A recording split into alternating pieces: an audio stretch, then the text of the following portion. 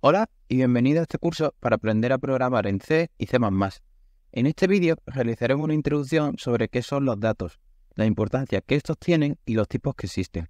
Para comenzar, vamos a explicar los elementos básicos que componen cualquier programa. Un programa está compuesto por instrucciones y por datos.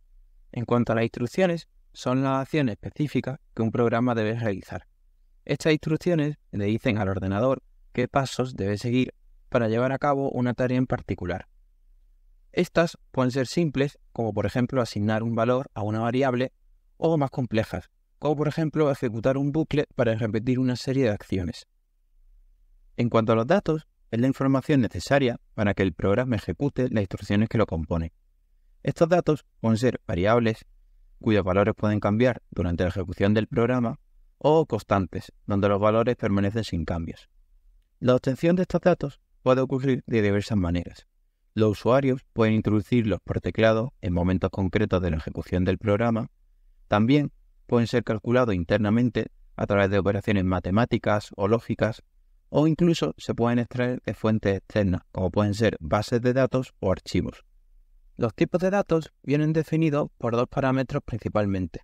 El primero de ellos es el rango de valores, es decir, el abanico de posibilidades que un tipo de dato en concreto puede tomar. El segundo de ellos son las operaciones, es decir, cada tipo de dato tiene asociado un conjunto de operaciones, como por ejemplo pueden ser matemáticas, como la suma o la multiplicación, o comparativas para comprobar si un dato es mayor o menor que otro.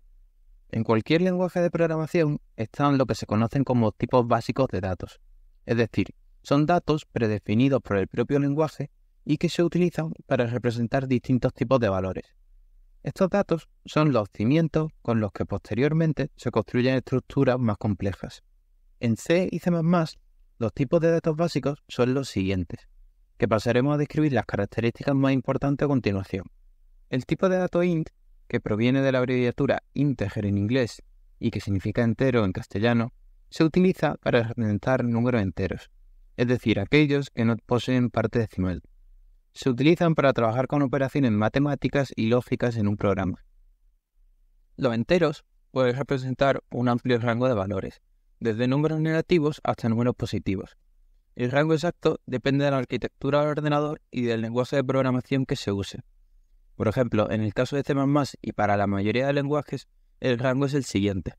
Cabe recordar que este tipo de datos solo puede tomar valores enteros, es decir, los valores con decimales, a pesar de que pueden estar incluidos dentro de este rango, no serán válidos. Además, los enteros admiten operaciones matemáticas estándar, como pueden ser la suma, la resta, la multiplicación y la división. Estas operaciones se pueden utilizar para realizar cálculos aritméticos en el programa. Los enteros también permiten realizar conversiones numéricas, es decir, un número entero se puede convertir en otro tipo de dato, como por ejemplo float o double, para realizar cálculos con decimales.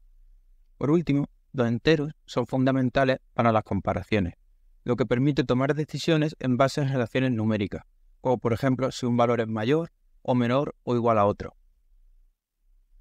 El tipo de dato float se utiliza para representar números decimales, aquellos que pueden tener una parte entera y una parte decimal. Este tipo de dato tiene una precisión limitada, lo que puede llevar a errores de redondeo en cálculos muy precisos.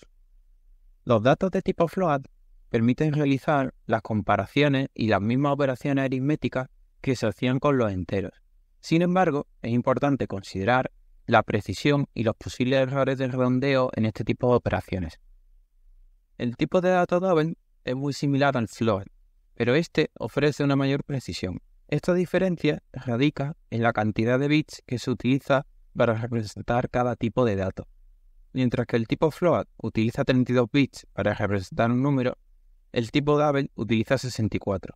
Esto significa que el tipo double puede manejar valores más pequeños y más grandes, así como números decimales con más detalle, lo que reduce significativamente los errores de redondeo en cálculos numéricos. En cuanto a los datos de tipo char, se utilizan para representar caracteres individuales, o pueden ser letras, números o símbolos. Cada carácter se asocia a una tabla de caracteres, como por ejemplo la tabla AC. Esta es una codificación de caracteres que asigna un valor entero a cada carácter individual. Por lo tanto, Cuando se declara una variable de tipo char, se asigna un valor numérico a un carácter específico. Esto facilita la manipulación y comparación de la información, así como la realización de operaciones de entrada y salida de texto. Cabe destacar que los caracteres también se pueden comparar, ya sean en igualdad o con mayor y menor, para lo cual sigue el orden del código de caracteres que se está empleando.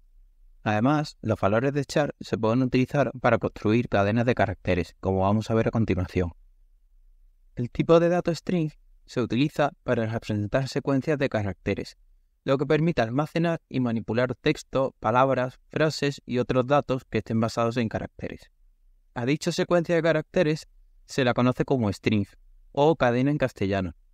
Dichas cadenas tienen longitud variable, lo que significa que pueden contener cualquier cantidad de caracteres, desde uno solo hasta miles.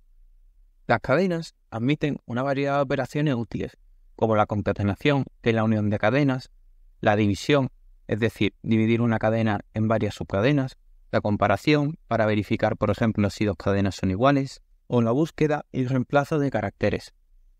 El tipo bool se utiliza para representar valores de verdad. Un booleano solo tiene dos estados posibles, verdadero o falso, o también generalmente expresado en inglés como true o false. Esto hace que sea muy útil en contextos donde se toman decisiones basadas en condiciones. Los booleanos se almacenan en la memoria del ordenador como 0 para false y 1 para true, aunque hay que tener en cuenta que cualquier valor distinto de 0 se considera true. Por ello, es importante iniciar las variables de este tipo, para evitar comportamientos inesperados del programa. Hasta aquí la explicación. En futuros vídeos profundizaremos en cada uno de los tipos de datos y daremos algunos ejemplos de los usos más típicos que se le puede dar. Un saludo y hasta la próxima.